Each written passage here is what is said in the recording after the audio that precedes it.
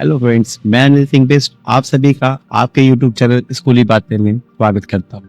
दोस्तों, आज मैं लेकर आया हूँ आपके लिए एक वीडियो और वीडियो का टॉपिक है अपार आईडी क्या है।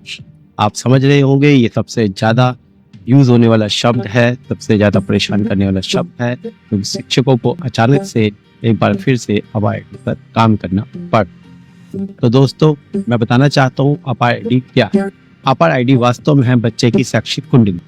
अब आप मुझसे कहेंगे कि शैक्षिक कुंडली, सर जन्म कुंडली तो हमने सुना था, लेकिन शैक्षिक कुंडली हम लोग पहली बार सुन रहे हैं। तो आप बिल्कुल सही कह रहे हैं सर, आप शैक्षिक कुंडली पहली बार सुन रहे हैं, क्योंकि अपार आईडी पर काम भी अभी शुरू हो।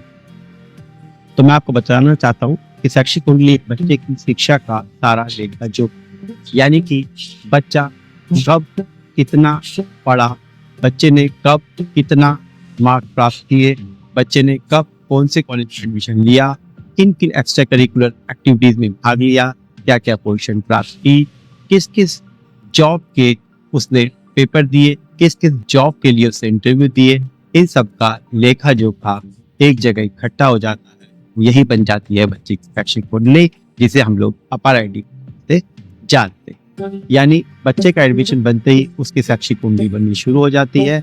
इसीलिए हमें अपार आईडी पर काम करना पड़ेगा। यानी कि अपार आईडी कैसे बनाते हैं, क्या उसके लिए डॉक्यूमेंट्स चाहिए, क्या इसके बेनिफिट्स है, इन सब पर हम लोग अभी आगे वीडियो में आगे विस्तार से चर्चा करें। तो अपार आईडी है 12 अंकों की अद्वितीय संख्या, यानी कि एक नेशन एक आईडी, एक पहचान आप सभी के स्टूडेंट्स की, वही अपार आईडी।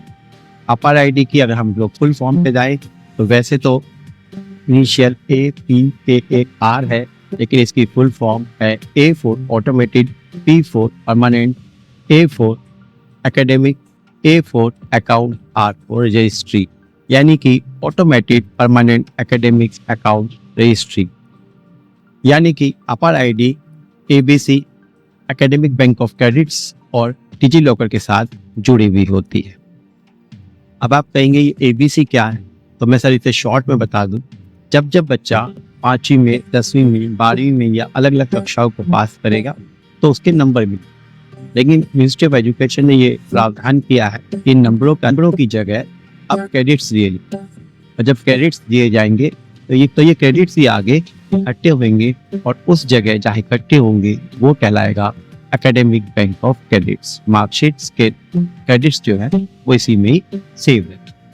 उसके बाद और डिजी लॉकर ही वो सिस्टम है जहां पर ये सारे के सारे जुड़े रहेंगे, जहां से कोई भी इसे देख सकते। डिजी लॉकर ही वो सिस्टम होगा जहां पर कोई भी इंस्टीट्यूट या कोई भी ऑर्गेनाइजेशन इन सारे डॉक्यूमेंट्स को देख सकते। अब हम दोस्तों बात करते हैं अपार आईडी के बेनिफिट्स। पहला बेनिफिट इसका जो है वो ये है कि अब आप अपने सारे डॉक्यूमेंट्स को, सारे रिकॉर्ड्स को एक जगह डिजिटली स्टोर कर सकते। दूसरा इसका जो बेनिफिट है वो ये है कि इसके लिए आपको किसी भी वेरिफिकेशन की आवश्यकता नहीं होती है।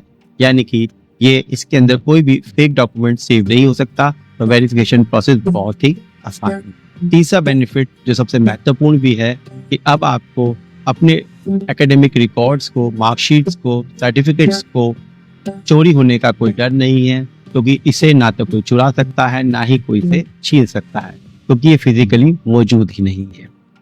और अगर मौजूद है भी तो उनकी इतनी वैल्यू नहीं है। लोग समझ रहे होंगे कि जब ये फिजिकली प्रेजेंट ही नहीं होंगे तो इसके चुराया कैसे जा सकता। तो अब आप समझ रहे होंगे कि जब ये स्टोर्ड होंगे तो इसे चुराना संभव ही नहीं।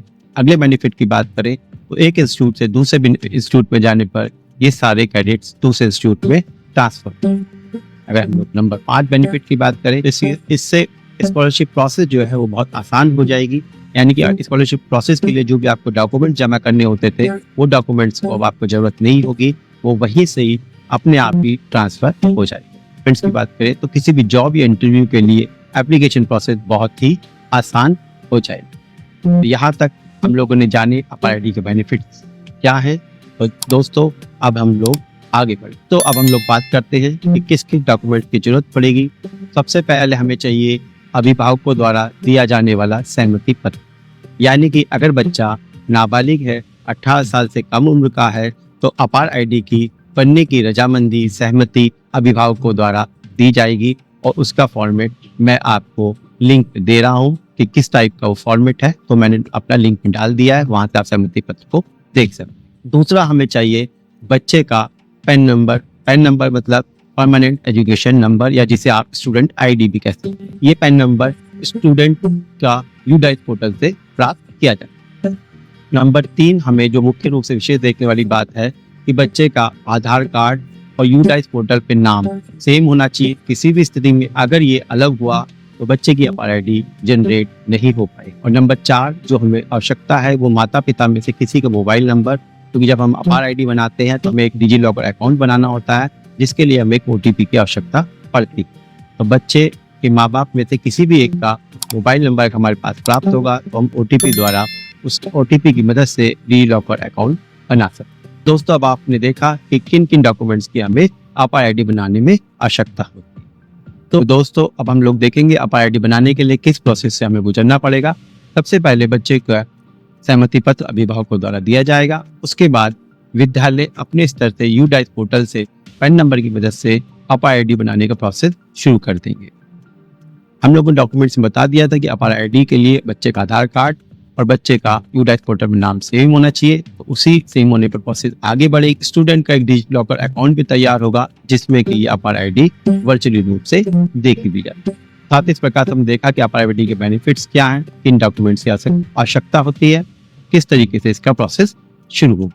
तो साथियों, लेकिन इसके बावजूद भी अगर किसी प्रकार की समस्या आती है तो मिनिस्ट्री ऑफ एजुकेशन ने इसके लिए एक हेल्पलाइन नंबर जारी किया है।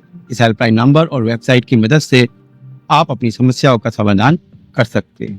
यदि इसके बीच में अगर आपको कोई और समस्या हो तो आप मेरे इस वीडियो पर कमेंट करके पूछ सकते हैं। मैं कोशिश करूंगा कि मैं इसके जवाब आपको दे सकूं। तो साथ ही इस तरीके से मैंने आपको कोशिश की ये बताने की कि अपार आईडी कैसे बनती है, कैसे इसका प्रोसेस है। उम्मीद करता हूँ आपको समझ आ गया होगा कि अपार आईडी वास्तव में क्या है, क्यों इसकी जरूरत। तो अब मैं इस वीडियो से आपसे विदा लेता हूँ। जल्दी मैं लौट कर आऊँगा अपने नए वीडियो के साथ।